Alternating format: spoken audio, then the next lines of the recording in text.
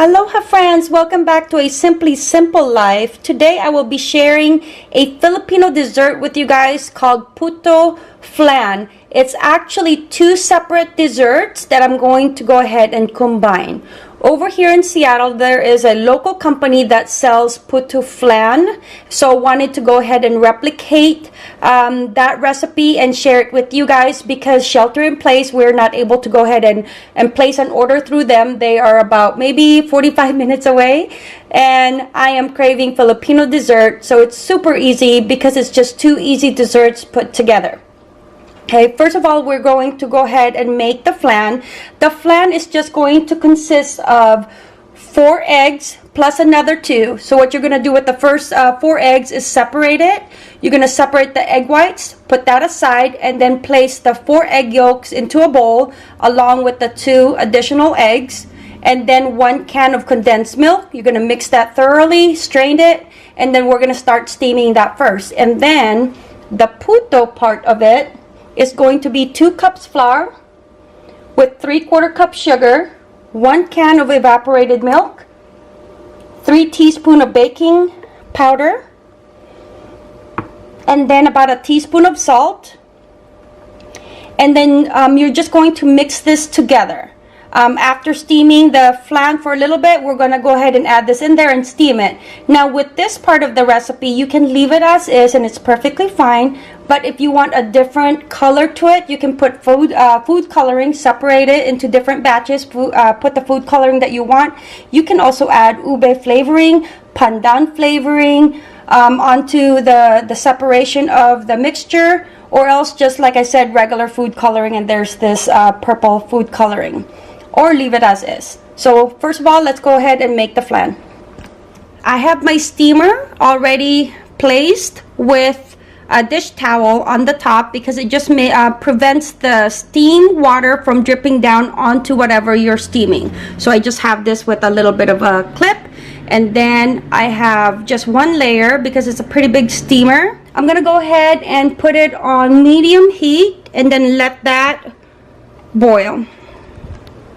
Alright, like I said, separate out the 4 egg whites. I have that to the side. I'm going to use that for the puto mixture. Now I have my eggs in here, the 2 regular eggs and the 4 egg yolks.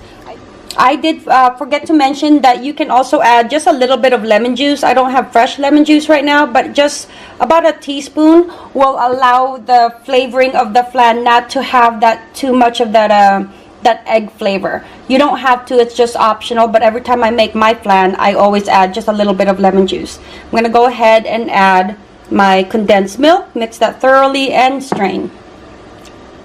Straining the egg yolks will get rid of these lumps of egg yolks onto the mixture, and then you're going to have smooth consistency. Now you can just leave it here, and because it has a pouring spout, and pour it onto your mold.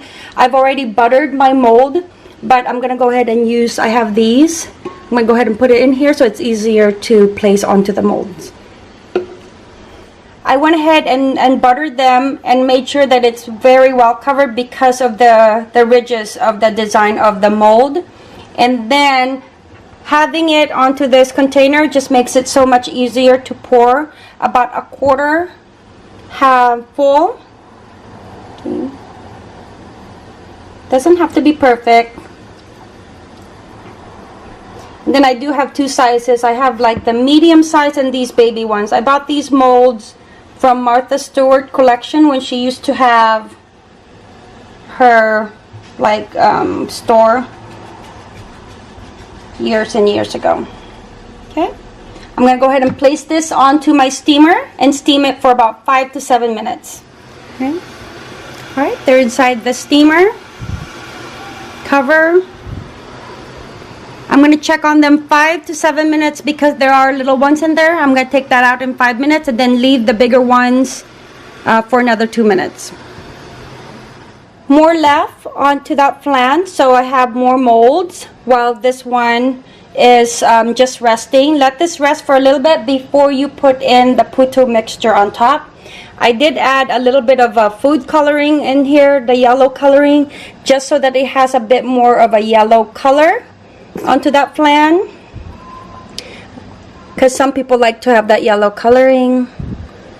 You can always opt out, which I prefer, but I wanted to show you guys both version.